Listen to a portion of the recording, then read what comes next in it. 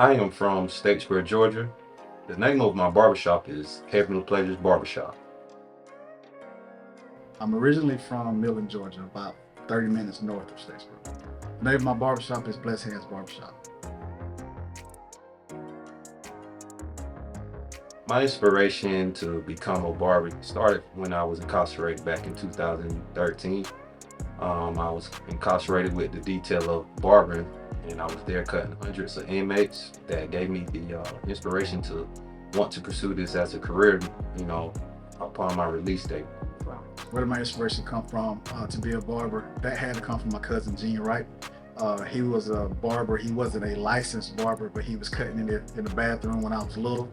I used to sit on the tub and watch him cut head after head, and that inspired me to be a barber because seeing how good he made people look when they got out off the toilet from cutting hair, it made me want to do it. So I picked it up. He helped me along the way, and that's what inspired me to actually become one.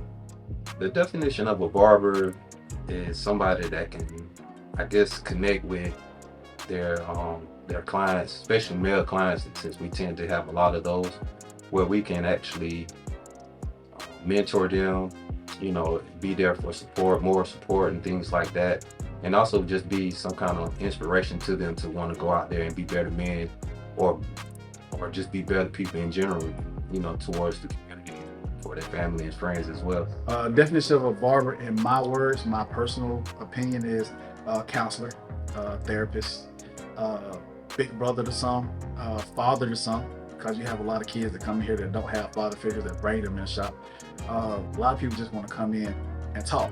A lot of people call me that are my clients, and some of them that's not my clients, and that's they in the shop and just want me to pray for them. I feel like African American barbers in this industry are thriving due to the fact that it's bringing more awareness to not just our culture, but other cultures as well. That, you know, we can service so many different hair types, uh, so many different hairstyles that come along, not just with curly hair, but straight hair, coarse hair, and all those things. And just being able to be multi-talented at the craft as an African American, and I feel like we just bringing more awareness to our group as a whole when it comes to our talent. We always want to look good, so this industry isn't going anywhere.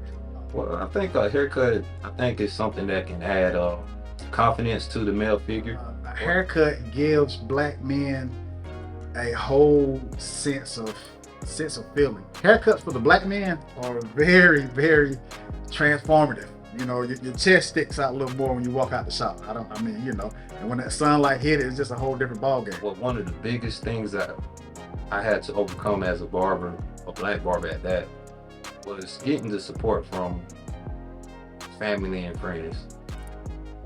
And I say that because, people tend to want to see you do better, but not better than them. I learned this throughout my career. Like, I learned that support don't necessarily comes from loved ones. It don't necessarily come from family members or anything like that.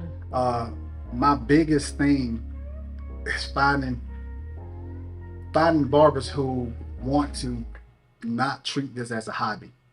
Finding barbers who want to treat this as a career.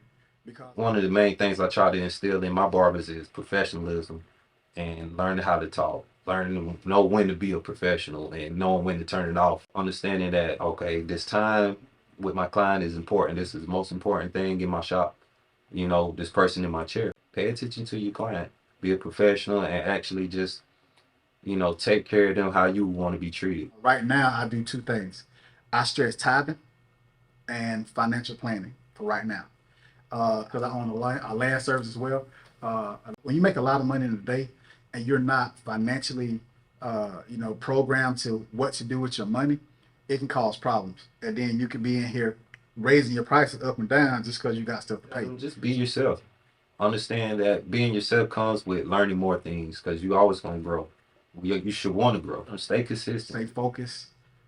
Put God first. Be able to take criticism. I can't cut everybody, but I can reach one and teach one. I feel as if I stay a cut above the rest, is to just be consistent and be able to communicate on all levels, no matter what the client is dealing with, being able to talk. I feel like that's what makes me a cut above the rest. I'm just thankful. I'm thankful for the opportunity to be able to reach other individuals and be able to just be a light to someone that can use what I say or how I move to help better their life. I've been through so much bad stuff in the past, and God just brought me out of everything. He'll do it for anybody else that put their faith and trust in Him as well. It's not about what we go through, it's about how we overcome them. And I think God will take care of the rest.